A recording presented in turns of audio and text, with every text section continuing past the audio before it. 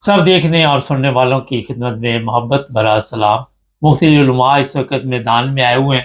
फजल रहमान साहब क्या कह रहे सुनते हैं जी सर।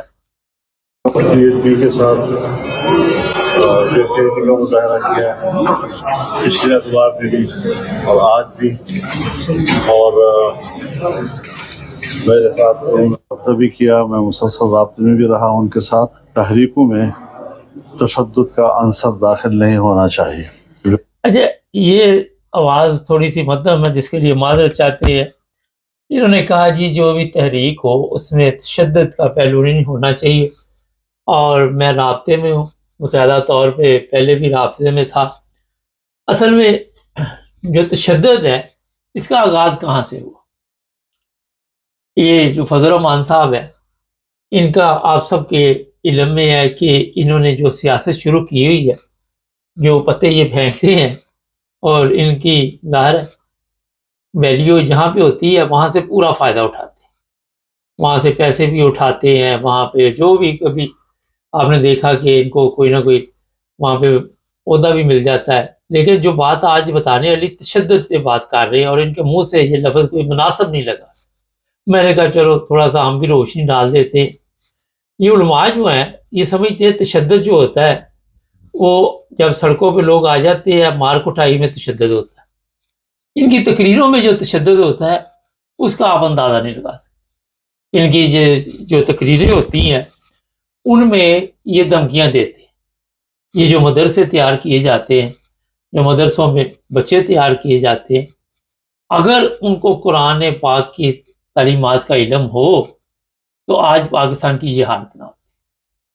आज जो पाकिस्तान आप देख रहे हैं ये बदल चुका होता।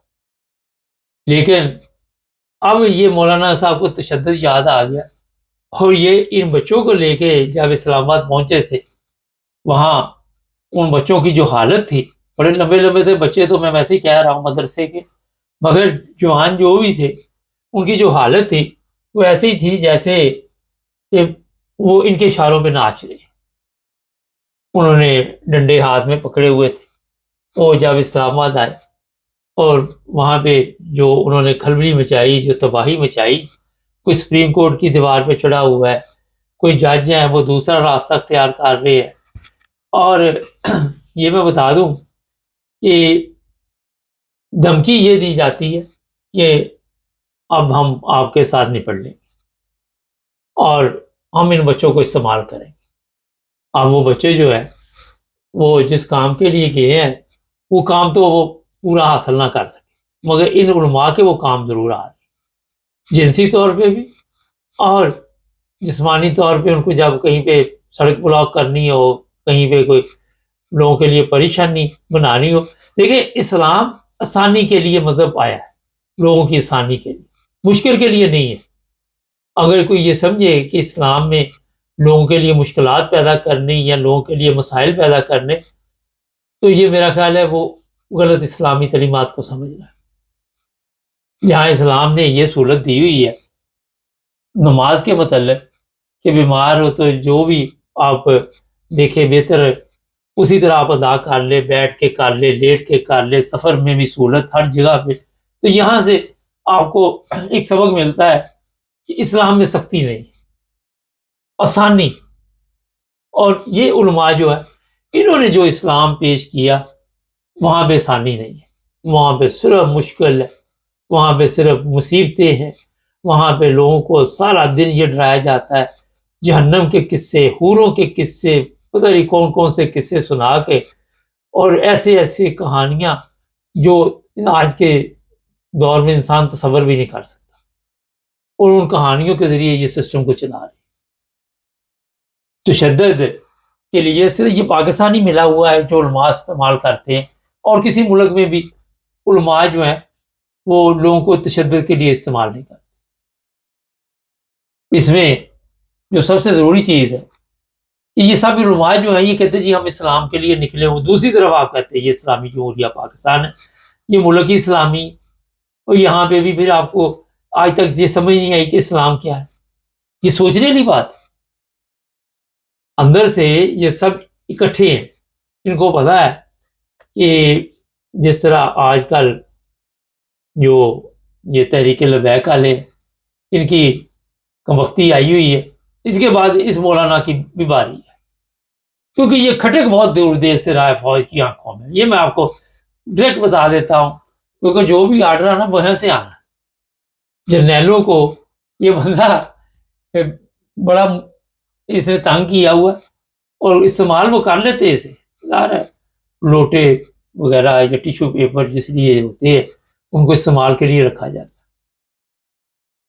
مگر جب استعمال کی ضرورت نہیں ہوتی اس کے بعد میں جو آج آپ دیکھ رہے ہیں حشر ہوا وہ حشر میرا خیال ابھی شروع ہوا ہے، آغاز ہے.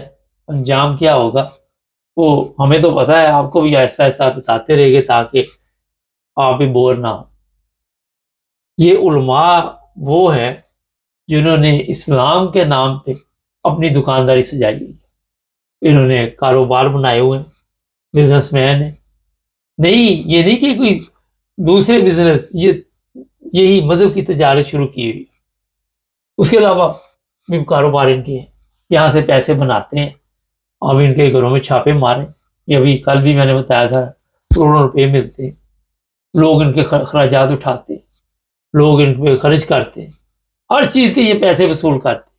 جنازہ ہو، نکاح ہو، کہیں پہ کوئی ختم ہو، کہیں پہ کسی کا بیڑا گرک کرنا ہو، کسی کے لیے بد دعا کرنی ہو، ان کی دعائیں اگر قبول ہوتی تو یہ پاکستان مانتا. چلو مجھے بتاؤ، یہ آپ دعائیں دے رہے بیٹھ کے، کبھی مریم کو، کبھی چیف آف آرمی اسٹاف کو. اچھا جی، دیکھتے ہیں ان کی بات دعا قبول ہوتی. جو حقیقت ہے وہ یہ چیز ماننے کے لیے تیار نہیں. اس ملک کا جو بیڑا گرک ان علماء نے کیا ہے، میرا خیال ہے آج سوشل میڈیا پہ لوگ ان کو پسند نہیں کرتے. لوگ اگر اتنے پسند کرتے تو آج پورا پاکستان پھر باہر نکل آتا.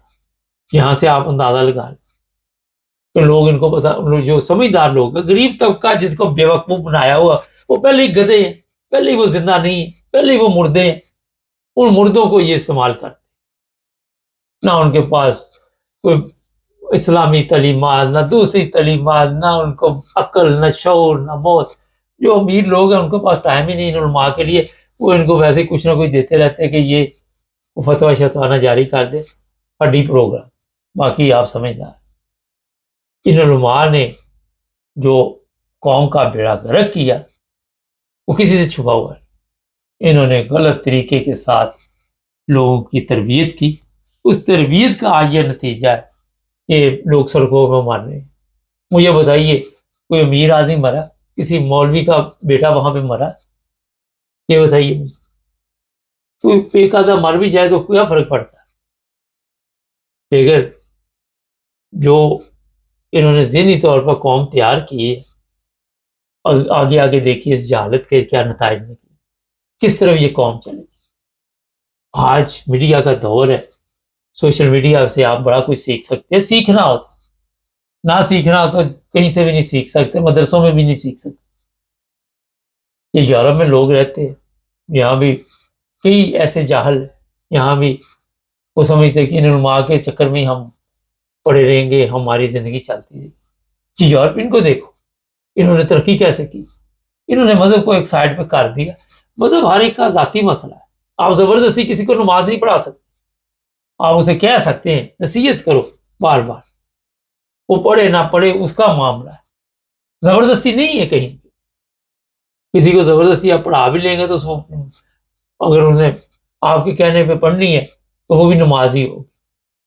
اگر آپ سختی سے، میرا مطلب ہے ٹھیک ہے، ایک اسلامی حکم ہے جو اس عمر تک آپ سختی کر سکتے ہیں، اس عمر تک تو چلو ہوگی، مگر اس کے بعد کی میں بات کر. یہ جو آج دیکھ رہے ہیں کہ سختی کے ساتھ یہ معاملات کو طے کرتے ہیں، سختی کے ساتھ لوگوں کو مسلمان، سختی کے ساتھ لوگوں کو کافر. یار یہ کس دنیا میں آپ رہتے ہیں؟ دنیا کہاں سے کہاں پہنچ گئی؟ آپ کہاں گھوم رہے ہیں؟ یہ سوچنے والی بات ہے. آج کے دور میں آپ سختی کے ساتھ کوئی کام نہیں لے سکتے. آپ اپنے اخلاقیات کی وجہ سے کام لے سکتے. میٹھی زبان ہو، اخلاق ہو، آپ کا جو بھی آپ کام کرتے ہیں، سارا دن کاروائی، جھوٹ، فریب، دھوکہ بازی، اور بعد میں کہنا جناب میں نمازیں 5 ہی پڑھتا ہوں. یہ چیزیں سوچنے لیے، نماز اگر آپ پڑھتے ہوتے تو یہ سارا کچھ نہ کرتے. اب جو آپ نماز پڑھ رہے ہیں وہ نماز نہیں. نماز تو ہدایت دیتی ہے. اگر آپ کو پڑھ کے بھی ہدایت نہیں آئی تو بیڑا گرک اتنا ہوا تو آپ پھر کیا کریں گے؟ تو نماز وہی ہے جو بھی قربانی ہے، چاہے وہ کسی کے اوپر خرچ کرنا، چاہے وہ آپ نے یہ جو زبردستی کھینچتے ہیں ادھر سے ادھر سے، کوئی ادھر بیٹھا کوئی ادھر بیٹھا، یہ میرے سامنے ہمارا جو چیزیں ہیں وہی ہے نیکی جو آپ کے دل نے خود جا کے کی. نماز وہی ہے جو آپ نے اٹھ کے خود پڑھی کسی کے بغیر کہنے، کیونکہ خدا کو اور آپ کا معاملہ ہے. اسی طرح مسلمان وہی ہے جس کو یہ پتا ہے کہ اسلام کا مطلب سلامتی ہے. اب وہاں پہ سلامتی کا مجھے بتائیے، پاکستان میں دور دور تک کوئی نام و نشان ہے؟ یہ مجھے بتا دیں آپ. کوئی شہر ہے محفوظ وہاں پہ؟ کوئی ادارہ محفوظ ہے؟ کوئی مولوی سے بچہ محفوظ ہے؟ عورتیں محفوظ ہے؟ اسلام کدھر ہے سلامتی؟